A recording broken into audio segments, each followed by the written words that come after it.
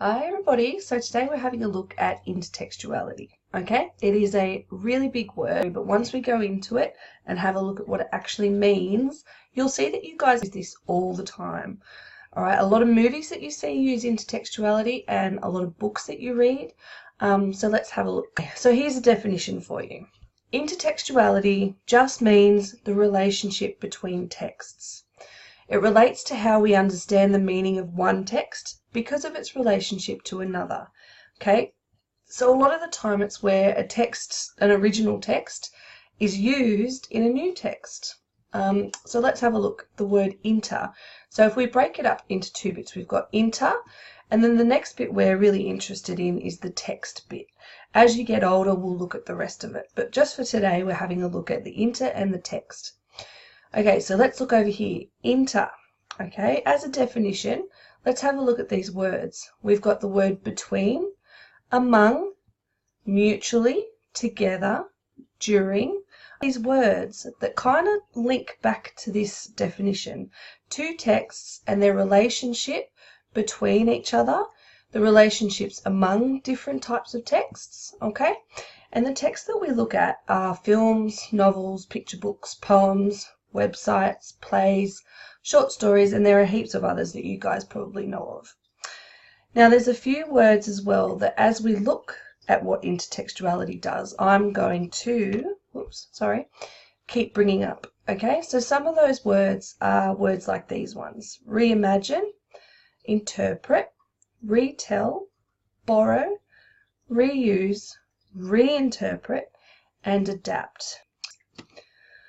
For example, one of the most widely adapted texts ever. Okay, we've got Cinderella. So starting up the top here, we've got the Grimm's Brothers version, which is actually really gross and gruesome.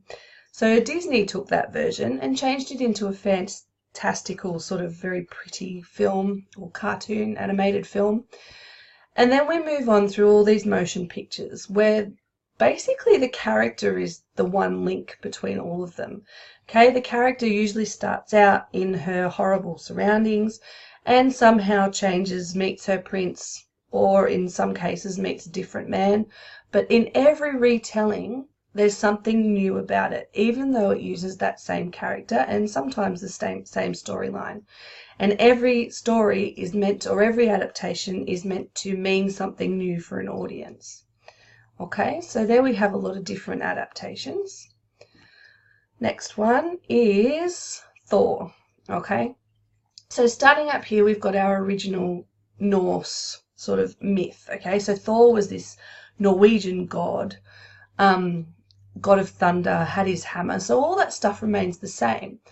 God of lightning sort of thing, the storm, and over here we have an 1800s painting. So already the old story has been adapted in a painting, okay, to show new ideas through the 1800s. Then in the 1960s, we had Thor here, okay, who was a comic hero. Then they turned him into a TV series, okay, as technology changed. So there's a change in context, so they're adapting for new audiences. And down here, because you know, we've got modern audiences who like to go to the movies and we like special effects and all that sort of thing, they've created new versions of Thor. Finally, Thor is now part of the Avengers as well, okay? So we've got a whole bunch of really cool superheroes in there. So all of these are adaptations of this one original story, okay, which is 1,000 years old. All right, now finally, why do we bother with intertextuality? Why do you have to learn about it at school? Well, as you've seen through just some of those pictures that I showed you before, you guys will have seen a lot of those films. So intertextuality is kind of important for you in everyday life. A lot of the films that you see use ideas from other texts, okay? And a lot of them are adaptations of old stories that we just might not know about. And it's important that you do know about them and how those messages change over time. Okay, so you will come across different forms of intertextuality all the way through English at school and in your everyday life. We do 10 Things I Hate About You, which is based on a Shakespeare story, The Taming of the Shrew. You do that in Year 9. In Year 7, we do The Great Escape and Chicken Run.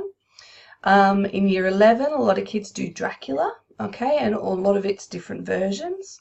Macbeth and Viram, which is an Indian movie. Okay, so this goes across continents and across countries as well. It's not just for one specific audience, which is why it's important to look at how texts change, because it tells you a lot about what people are like at the time. Okay, it's an important concept because it allows us to transform old stories into new ones, which teach us important messages both about the past and about our own world. All right, thanks guys. Bye.